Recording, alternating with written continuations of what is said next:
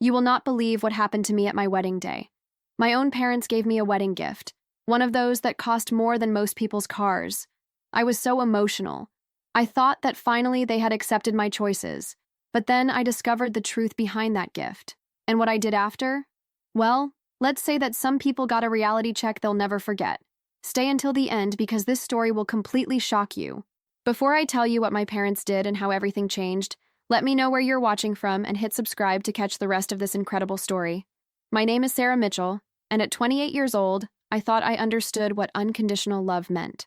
Growing up in Charleston, South Carolina, in a family that owned the largest chain of luxury boutiques in the Southeast, I learned early that image was everything. The Mitchell name meant something in our social circles, and my parents, Robert and Catherine Mitchell, never let me forget it.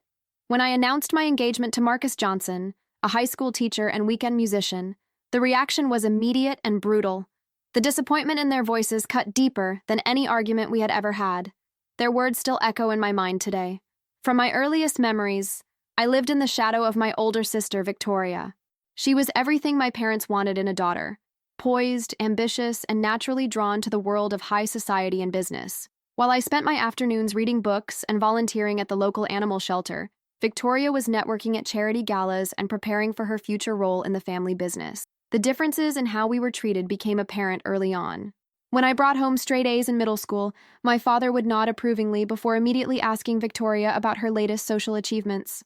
When Victoria brought home average grades, they celebrated her effort and reminded me that academic success meant nothing without social connections. For my 16th birthday, I received a used Honda Civic that my father bought from a business associate.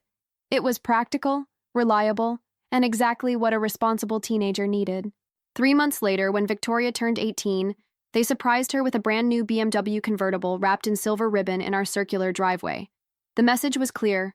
Victoria was the investment, I was the afterthought. College applications revealed another layer of favoritism. Despite my perfect GPA and acceptance to several prestigious universities, my parents insisted I attend the local state school to save money. Meanwhile, Victoria was encouraged to apply to Ivy League schools, with my parents happily writing checks for application fees, test prep courses, and admissions consultants. When Victoria was accepted to Harvard Business School, the celebration lasted for weeks. Our house became a revolving door of congratulatory visitors, and my parents hosted an elaborate party to announce their daughter's achievement. When I graduated summa cum laude with my teaching degree, they attended the ceremony but left early for one of Victoria's networking events. Despite the constant comparisons and diminished expectations, I found my purpose in teaching. Working with high school students gave me a sense of fulfillment that no amount of parental approval could match. I loved helping teenagers discover their potential, especially those who, like me, felt overlooked or undervalued. My classroom became a sanctuary where every student mattered, where effort was celebrated regardless of natural talent, and where different kinds of intelligence were recognized and nurtured. Many of my colleagues commented on the unusually positive atmosphere in my classes, and I took pride in the thank you letters I received from former students who credited me with changing their lives. It was during my 3rd year of teaching that I met Marcus Johnson. He had just been hired as the new music teacher, and from our first conversation in the faculty lounge, I was drawn to his passion for education and his genuine care for his students. Marcus had grown up in a working-class family in Atlanta and put himself through college by working multiple jobs while maintaining a scholarship in music education. Our first date was wonderfully unconventional. Instead of dinner at an expensive restaurant, Marcus invited me to a student concert where his jazz ensemble was performing. Watching him conduct those teenagers with such patience and encouragement, seeing how their faces lit up under his guidance, I knew I was falling for someone truly special. Marcus was everything my family was not. He was humble without being self-deprecating, confident without being arrogant, and genuinely interested in making a difference rather than making money. He read voraciously, had thoughtful opinions about everything from education policy to social justice, and treated everyone he met with the same level of respect regardless of their social status. Over the following months, our relationship deepened. We spent weekends exploring local farmers markets, attending community theater productions, and taking long walks through historic downtown Charleston while discussing our dreams and philosophies. After dating for 8 months, I decided it was time to introduce Marcus to my parents. I had been dreading this moment, knowing their likely reaction, but I hoped that meeting Marcus in person would show them what I saw in him: his intelligence, kindness, and integrity. I arranged for Marcus to join us for Sunday dinner at the family estate, a sprawling antebellum mansion that had been in the Mitchell family for 3 generations. The house was designed to impress, with its imposing columns, crystal chandeliers, and rooms filled with expensive antiques that spoke to old Southern money and social prestige. Marcus arrived dressed in his best suit, carrying flowers for my mother and a bottle of wine he had researched carefully to pair with the meal. He was nervous but determined to make a good impression. I had briefed him on my family's interests and warned him about their sometimes judgmental attitudes, but nothing could have prepared either of us for what happened. The evening started poorly and went downhill from there. My father's handshake was perfunctory, my mother's smile was forced, and the questions they asked Marcus were clearly designed to highlight his humble background rather than get to know him as a person. When Marcus mentioned his parents' occupations, his father being a mechanic and his mother working as a nurse, I watched my parents exchange that look I knew so well, the look that said they had already made up their minds. Throughout dinner, they peppered Marcus with questions about his salary, his career ambitions, and his family's financial situation. When he mentioned his side work as a wedding musician to supplement his teaching income, my mother actually winced. The conversation felt more like an interrogation than a family dinner. The worst moment came when my father asked Marcus about his 5-year plan. Marcus spoke passionately about his goals to expand the music program at our school and eventually pursue a master's degree in music therapy. My father listened with barely concealed impatience before cutting him off mid-sentence to discuss Victoria's latest promotion at a Manhattan investment firm. The car ride home was silent until Marcus finally spoke. "They hate me," he said quietly. I wanted to deny it, to reassure him that my parents just needed time to get to know him, but we both knew the truth. The evening had been a disaster, and my parents had made no effort to hide their disapproval. The next morning, my mother called before I had even finished my coffee. "Sarah, darling, we need to talk about last night." Her voice had that carefully modulated tone she used when delivering bad news wrapped in false concern. "Marcus seems like a nice enough boy, but really, a teacher? You could do so much better." When I tried to defend Marcus and explain why I loved him, she cut me off. "Love is wonderful, dear, but it doesn't pay the bills or maintain social standing. Think about your future, about the kind of life you want to lead. Think about the Mitchell family reputation." My father was more direct when he called later that week. "This infatuation needs to end, Sarah. Marcus is not suitable for someone of your background. We've already spoken to the Hartwell family about their son, David. He's a successful attorney, comes from good people, and would be a much more appropriate match." The pressure intensified over the following months. Every family gathering became an opportunity for my parents to bring up Marcus's shortcomings and present alternatives. They invited eligible bachelors to family dinners, arranged coincidental meetings with successful young men from their social circle, and constantly reminded me that I was wasting my prime years on someone who could never provide the lifestyle I deserved. Victoria, predictably, sided with our parents. During one particularly tense family dinner, she looked at me across the table and said, "Sarah, you're being selfish. Think about what this relationship does to our family's reputation. Mom and Dad have worked so hard to build something meaningful, and you're throwing it away for what? A high school teacher who plays guitar at weddings?" The criticism hurt, but it also strengthened my resolve. The more they pushed against Marcus, the more clearly I saw the difference between their values and mine. Despite my family's opposition, Marcus and I continued to grow closer.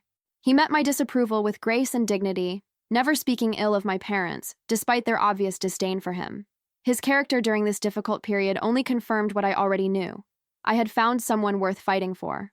On a warm spring evening, exactly 2 years after we first met, Marcus proposed. We were in the school garden that we had helped create with our students, surrounded by the flowers and vegetables that represented growth, nurturing, and community. He had worked with my students to secretly plan the proposal, and they had decorated the space with fairy lights and handwritten notes about why they thought we were perfect together. The ring was simple but beautiful, a vintage sapphire that had belonged to his grandmother, reset in a delicate gold band that he had designed himself. "Sarah," he said as he knelt among the tomato plants and sunflowers, "you've made me believe in the power of love to transform lives. Will you marry me and let me spend forever trying to deserve you?" Through tears of joy, I said yes. The students who had been hiding behind the greenhouse erupted in cheers, and for a perfect moment, everything felt right with the world. This was love, authentic, supportive, and celebrated by people who truly cared about our happiness. That evening, I called my parents to share the news. The silence that followed my announcement lasted so long that I checked to make sure the call hadn't dropped. Finally, my mother spoke, her voice cold and distant. I see. Well, I suppose congratulations are in order, though I hope you've thought this through carefully. My father's response was more direct. This is a mistake, Sarah. A costly mistake that will affect not just you, but our entire family. If you insist on going through with this, don't expect us to pretend to be happy about it. The conversation ended abruptly when he hung up on me. Over the following weeks, my parents made their position clear through their actions rather than words. They declined to meet Marcus's parents when his family visited Charleston.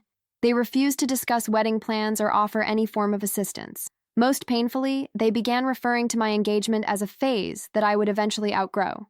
Planning a wedding without family support proved more challenging than I had anticipated, both emotionally and financially.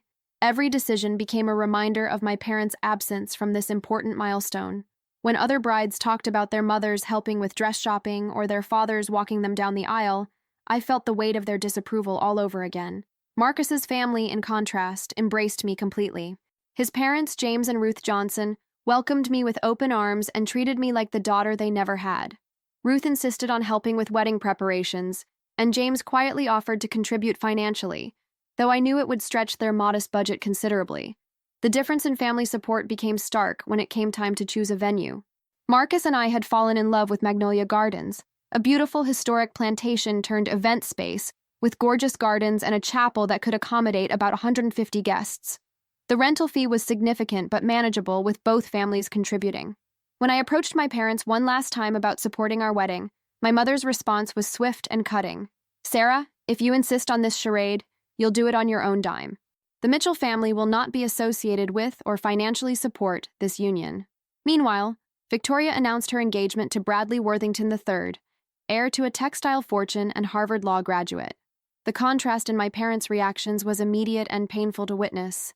They threw an elaborate engagement party at the country club, announced the engagement in the society pages of 3 newspapers, and immediately began planning what my mother called the wedding of the century. The guest list for Victoria's engagement party included over 300 people. The catering alone cost more than Marcus and I had budgeted for our entire wedding.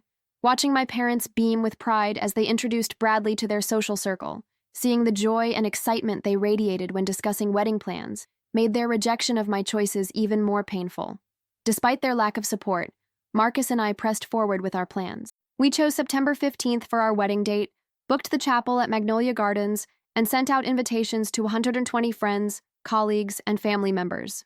The invitation to my parents was the hardest one to address, knowing the likelihood of their attendance was slim. 2 months before our wedding, my parents requested a meeting. I arrived at their house hoping that perhaps they had reconsidered their position, that family love might triumph over social prejudice. Instead, I walked into what felt like a business negotiation designed to end my engagement. They had prepared a comprehensive presentation, complete with printed materials, outlining why my marriage to Marcus was a mistake. The folder included financial projections showing the difference in lifetime earning potential between a teacher and various professional alternatives, statistics about divorce rates among couples from different socioeconomic backgrounds, and even newspaper clippings highlighting successful marriages within our social circle. "We're not trying to be cruel, Sarah," my father began, his tone suggesting he was presenting a reasonable business proposal.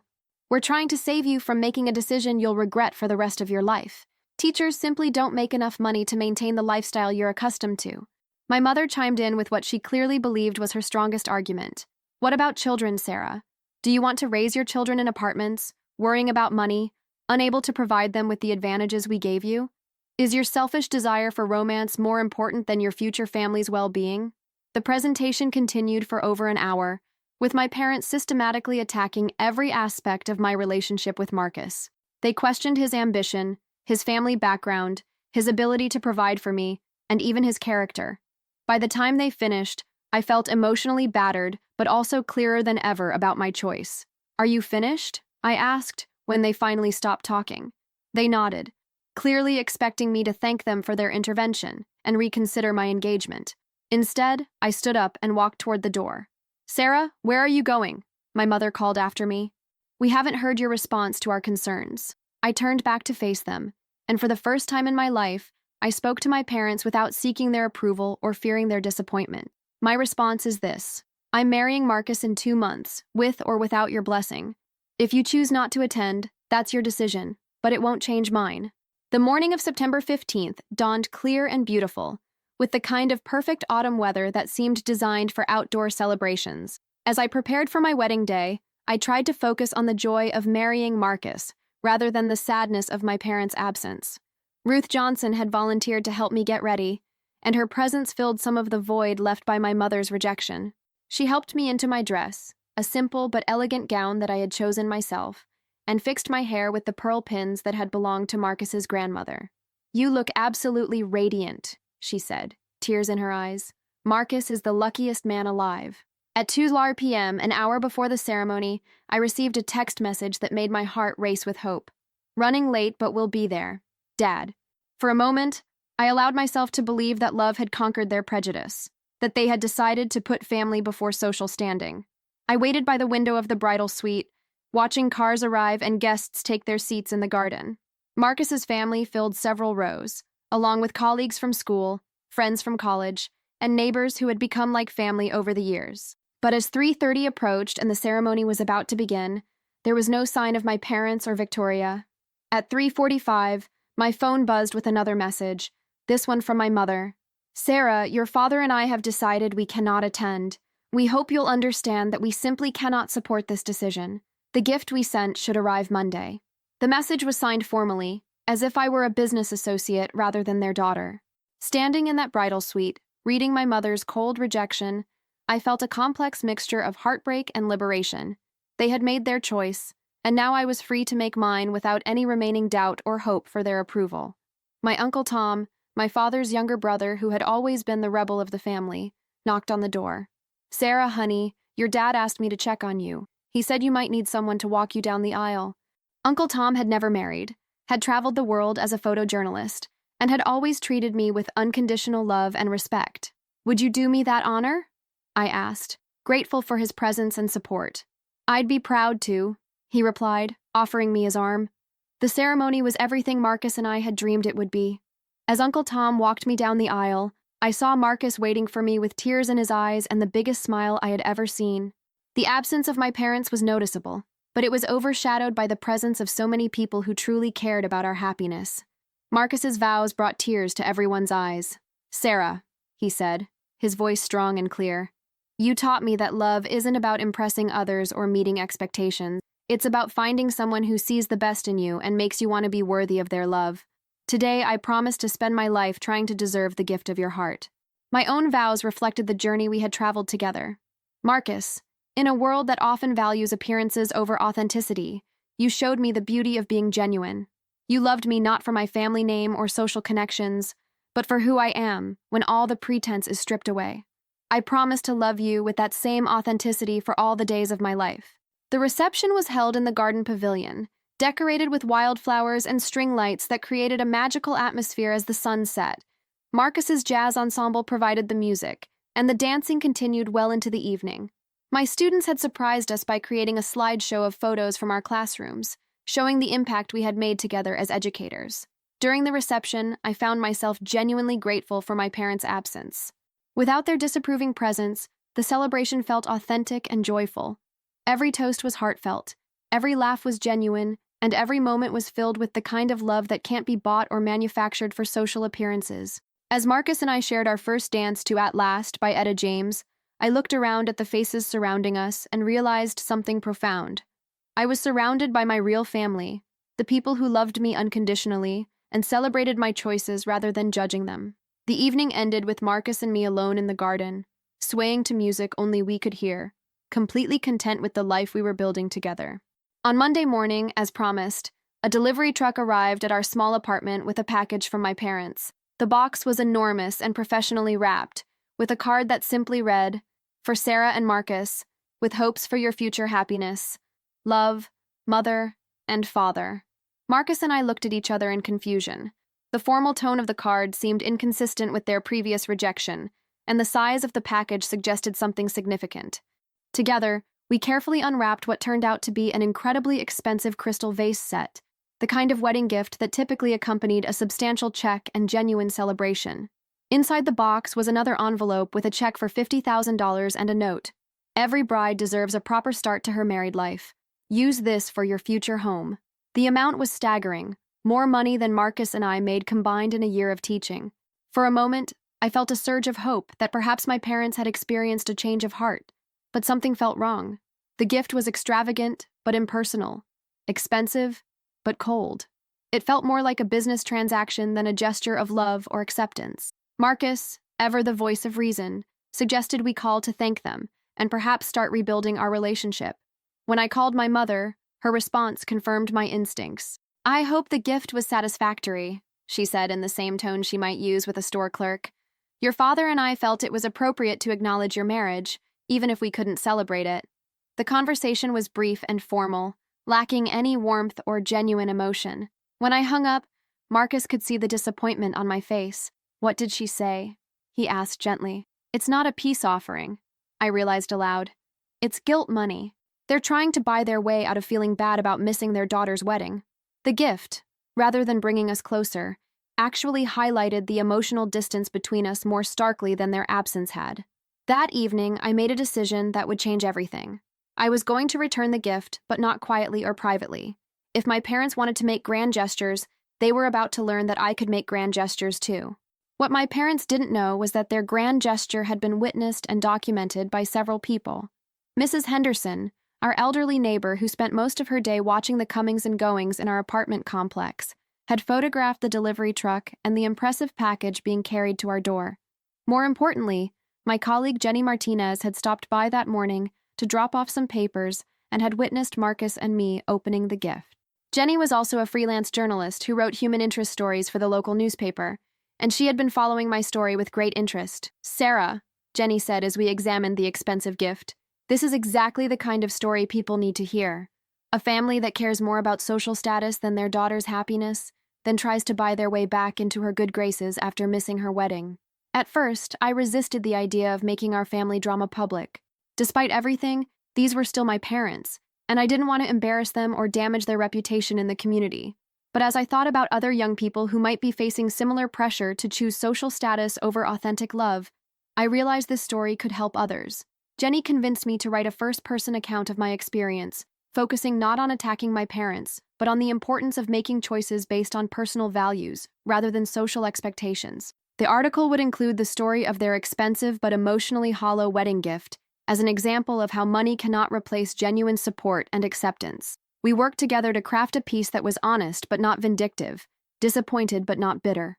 The article told the story of two teachers who found real love despite family opposition, and questioned whether social status should matter more than character and compatibility in choosing a life partner. The piece was published in the Charleston City paper the following Wednesday with the headline, "Love versus Status, a Local Teacher's Wedding Story."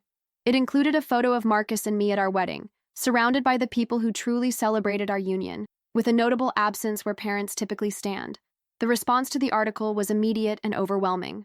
By Thursday morning, my phone was ringing constantly with calls from local radio stations, regional newspapers, and even a producer from a national morning show who wanted to feature our story.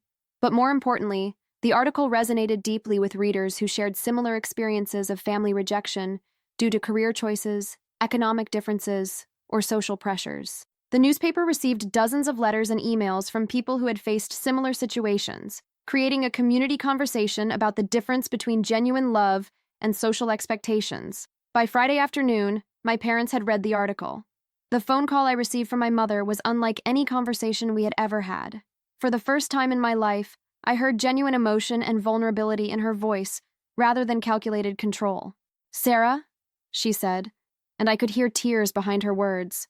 "I had no idea how much we hurt you.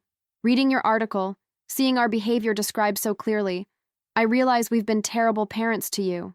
My father got on the line, his voice equally shaken. "We thought we were protecting you, but we were really just protecting ourselves and our image. We were wrong about Marcus, wrong about what matters, and wrong about what kind of parents we should have been." The conversation lasted for over 2 hours, with both my parents acknowledging the pain they had caused and asking for a chance to rebuild our relationship. They wanted to meet Marcus properly, not as a threat to their social standing, but as the man their daughter had chosen to love. 3 weeks later, my parents drove to our apartment for dinner. This time, the conversation was genuine, focused on getting to know Marcus as a person, rather than evaluating him as a social asset. They listened as he talked about his passion for education, his work with underprivileged students, and his dreams of using music to heal and inspire. By the end of the evening, my mother was in tears again, but this time from joy rather than regret. "I can see why you love him," she told me privately as they prepared to leave. "He sees you the way we should have seen you all along." The article had done more than repair our family relationships. It had sparked a broader conversation in our community about the pressure young people face to prioritize social status over personal fulfillment. Marcus and I began speaking at high schools about following authentic paths and choosing careers based on passion rather than prestige. A year later, my parents attended Marcus's first solo concert, where he performed original compositions inspired by his work with students. Watching them beam with pride as they introduced him to their friends as our son-in-law, the composer, I realized that sometimes the greatest gift you can give your family is the courage to be authentically yourself. If you've ever had to choose between family approval and personal happiness, share your story in the comments below. Sometimes the hardest choices lead to the most authentic life. And if this story resonated with you, please like, subscribe, and share to help others who might be facing similar decisions. Remember, you are worthy of love and support for exactly who you choose to be.